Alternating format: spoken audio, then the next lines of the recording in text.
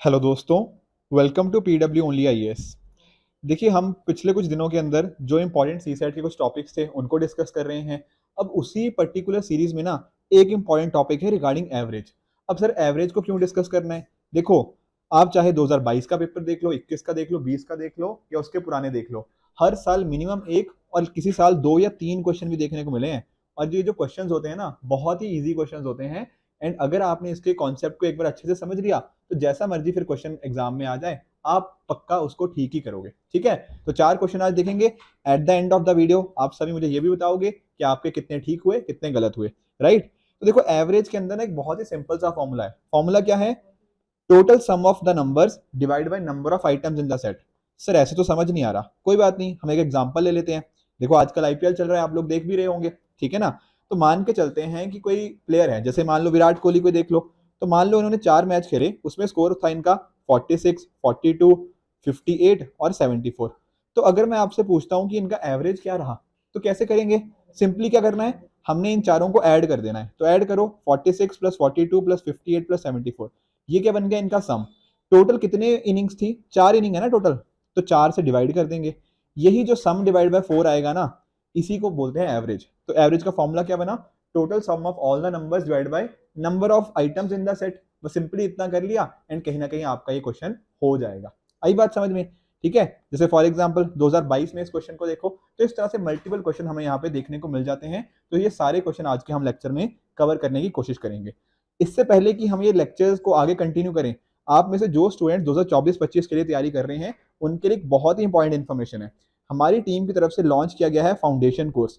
अब ये जो फाउंडेशन कोर्स है, ये इस तरह से बनाया गया है कि आपके यूपीएससी की चेंजिंग रिक्वायरमेंट्स के हिसाब से जिस तरह से आपको अलाइन करना हो, वो सारी पर्टिकुलर रिक्वायरमेंट्स का यहाँ पे ध्यान रखा गया है।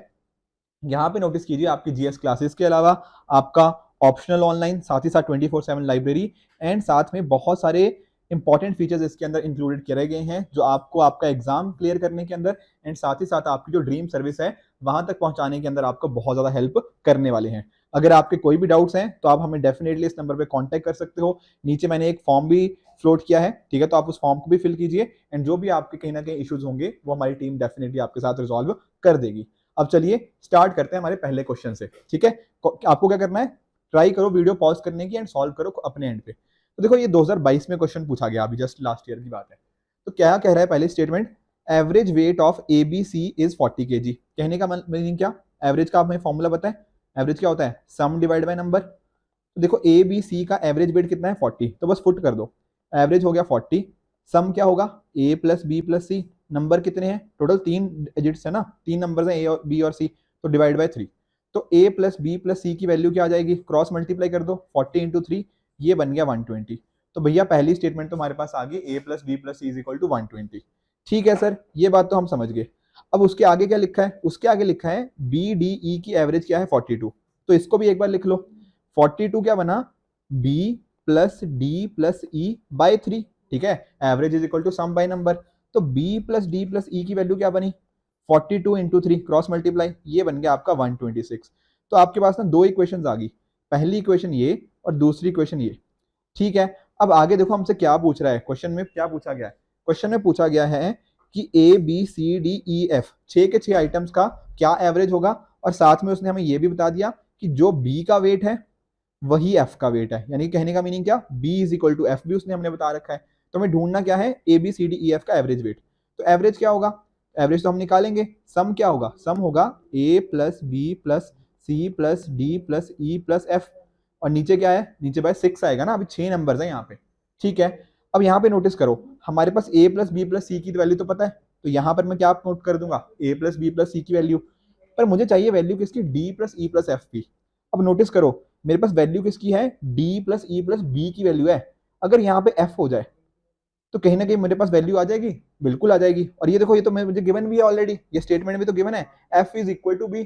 तो F is equal to B है, तो यहाँ पर मैं बी की जगह अगर मैं एफ लिख दूंगा तो क्या गलत होगा? नहीं।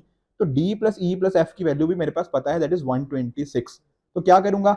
ए प्लस बी प्लस सी की वैल्यू डाल दी यहाँ पे 120, D plus E plus F की वैल्यू क्या आ जाएगी? 126। तो ये क्या बना? 120 प्लस 126 बाई 6, ये क्या बन जाएगा? 246 बाई 6। ये बन गया कितना आपका? 41 kgs। क्या मुश्किल था? Answer is no. आपका आंसर क्या है यहाँ पे? Option number C. ये कैसे सिंपल है, क्योंकि सिर्फ एक ही फॉर्मूला यहाँ पे लिखा है, average equal to sum by number. ये पूरा का पूरा चैप्टर कहीं ना कहीं आपका इसी पर्टिकुलर टॉपिक से, इसी पर्टिकुलर फॉर्मूला से सॉल्व किया जा सकता है। तो पहला क्वेश्चन तो ये हो गया जो 2022 में आया। जरा पीछे चलते हैं, एक क्वेश्चन हमें 2020 में देखने को मिला। अब ये क्या था, ये कह रहा है कि एवरेज स्कोर एक बैट्समैन का आफ्टर 50 इनिंग्स क्या था 46.4, और 60 इनिंग्स के बाद उसका एवरेज स्कोर क्या हो गया, वो 2.6 बढ़ गया। तो क्या पूछ रहा है वो कि आखिरी की जो 10 इनिंग्स थी वहां पर उसका कितना स्कोर रहा होगा। देखो सिंपल सा करते हैं, ठीक है, तरीके बहुत सारे हो सकते हैं, बट हमने क्या ध्यान रखना है, average equal to sum by number. तो पहले केस में देखो एवरेज क्या है 46.4, और कितना इनिंग्स है 50, तो नंबर ऑफ इनिंग्स है 50, पर हमें सम नहीं पता। तो क्या मैं इससे सम नहीं निकाल लूंगा, बिल्कुल मल्टीप्लाई कर दो। तो सम क्या बन गया 46.4 मल्टीप्लाई बाय 50, इसको आप करोगे ना, ये आपका आ जाएगा 2320।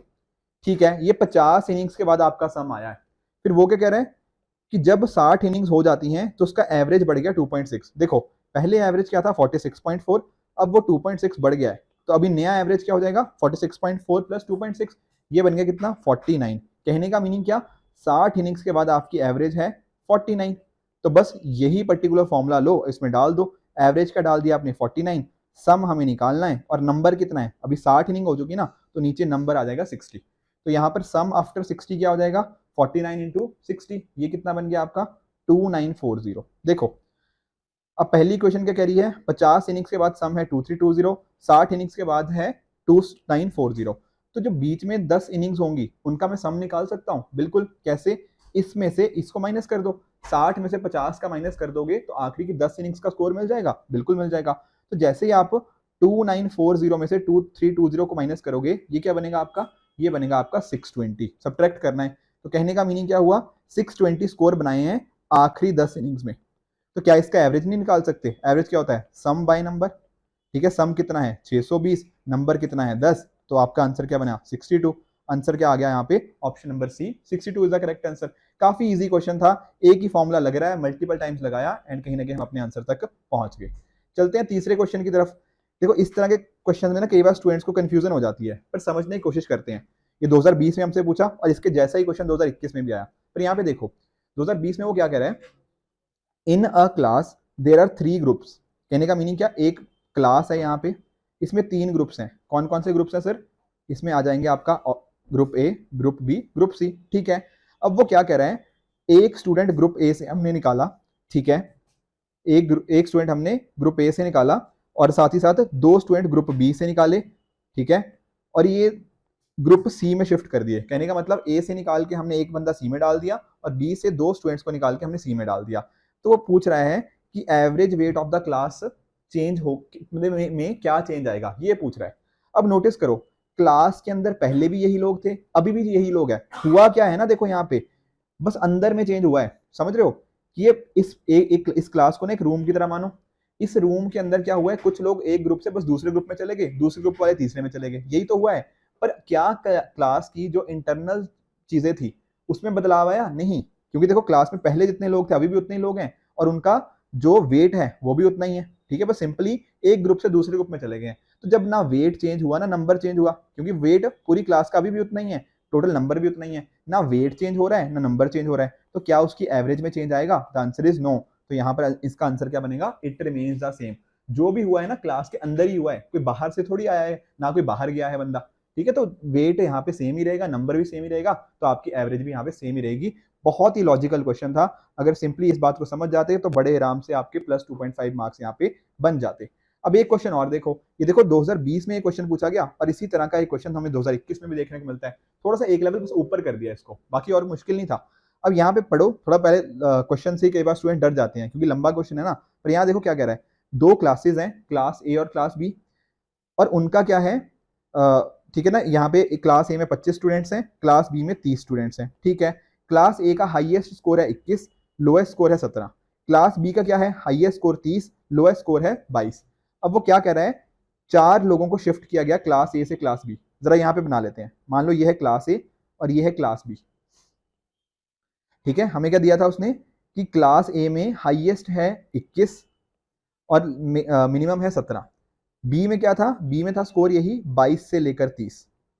ठीक है ना, अब हुआ क्या है, 4 लोग आपने ए से उठाए और बी में आपने ट्रांसफर कर दिए। अब वो हमसे पूछ रहा है कि क्या इसकी वजह से ए का जो वेट था, ए का जो एवरेज स्कोर था, वो कम होगा या नहीं होगा, क्या वो डेफिनेटली डिक्रीज होगा। और सेकंड स्टेटमेंट यही पूछ रही है कि सॉरी, स्टेटमेंट ए वन पूछ रही है क्लास बी में डिक्रीज होगा, स्टेटमेंट टू कह रही है क्लास ए में इंक्रीज होगा। चेक करो। अब मुझे एक बात बताओ, क्लास बी का जो एवरेज होगा कहीं ना कहीं वो 22 से 30 के बीच में होगा। आंसर इज यस, क्योंकि सारे नंबर इसी रेंज में आते हैं। बिल्कुल।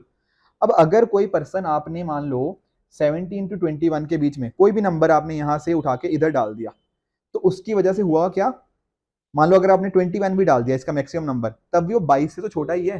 कहने का मीनिंग क्या हुआ, यहां से जैसे ही आप किसी को भेजोगे ना, तो ये पर्टिकुलर पर्सन वहां पे रिड्यूस करेगा उस चीज को। ठीक है ना। आप नोटिस कर लो, जैसे इसका लोएस्ट नंबर क्या है 22, अभी जो 22 वाला नंबर है ये 21 से भी मतलब 21 से भी बड़ा है। ठीक है। The smallest number in B is greater than the largest number in A. तो जब भी कोई पर्सन आप ए से बी में शिफ्ट करोगे, कहीं ना कहीं उससे क्या होगा, बी का नंबर नीचे गिरेगा, डेफिनेटली गिरेगा। ठीक है। एंड साथ ही साथ उसके एवरेज जो वेट होगा वो भी हमें नीचे देखने को मिल जाएगा, क्योंकि जो मैक्सिमम पर्सन भी अगर यहां से जाए ना, तो वो भी इससे मिनिमम से वो बेकार ही है। इस वजह से बी का तो एवरेज डेफिनेटली नीचे आएगा। तो पहली स्टेटमेंट तो यहाँ पे डेफिनेटली ट्रू है। सेकंड स्टेटमेंट देखो, वो कह रहा है average of A class will definitely increase, कह रहा है कि ए का एवरेज तो डेफिनेटली इंक्रीज करेगा। क्या ऐसा है? देखो एक एग्जांपल सोचो, मान लो अगर यहां से हमने क्या कर दिया, जो मैक्सिमम मार्क्स वाला पर्सन था 21 वाला, अगर इसको शिफ्ट कर दिया तो मैक्सिमम वाला बाहर गया ना, उससे ऊपर आपका जो न्यूमिनेटर है सम, उसमें तो भारी कमी आ जाएगी। तो इस केस में क्या होगा, आपके ए क्लास की एवरेज नीचे आ जाएगी।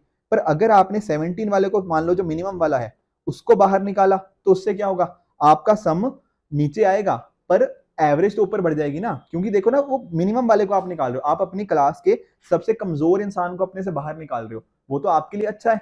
ठीक है ना। तो कहने का पॉइंट ये है कि अगर आप ए क्लास से अपने सबसे स्ट्रांग वाले बंदे को निकाल रहे हो तो वो आपके लिए खराब है, अगर अपने सबसे वीक वाले बंदे को आपने निकाला वो आपके लिए बढ़िया है। तो एक केस में ऐसा हो रहा है कि आपकी एवरेज बढ़ रही है, एक केस में ऐसा हो रहा है कि आपकी एवरेज कम हो रही है। तो क्या हम श्योरिटी से ये कह सकते हैं कि ए की एवरेज डेफिनेटली इंक्रीज होगी? Answer is no. दो पॉसिबिलिटी बनती है, तो सेकंड स्टेटमेंट यहाँ पे हमारी हमेशा ट्रू नहीं हो सकती। तो पहली स्टेटमेंट यहाँ पे ठीक थी, सेकंड स्टेटमेंट गलत थी। तो आपका आंसर क्या बना, option number A, 1 only. Right. थोड़ा डिफिकल्ट क्वेश्चन था, पर अगर आपने कहीं ना कहीं 2020 का क्वेश्चन सॉल्व किया होता, 2021 का सॉल्व करना उतना मुश्किल नहीं रहता। तो आज हमने 4 क्वेश्चंस को डिस्कस किया। आई होप आप सभी के सारे क्वेश्चंस ठीक हुए होंगे। जितना भी आपका स्कोर रहा है नीचे मुझे कमेंट्स में बताना कितने ठीक हुए, कौन सा गलत हुआ। ठीक है। बट कोशिश करना कि इस एवरेज को अच्छे से पढ़ लो, क्योंकि हर साल 1 से 2 क्वेश्चन आते ही आते हैं, और फॉर्मूला भी हमारे पास एक ही है इस पर्टिकुलर चैप्टर के अंदर कि एवरेज क्या होती है, sum of observation divide by number of observation, जैसा कि हमने एग्जाम्पल के फॉर्म में समझा भी था। ठीक है। तो ये पर्टिकुलर वीडियो आई होप आपको बहुत अच्छे से समझ आया होगा।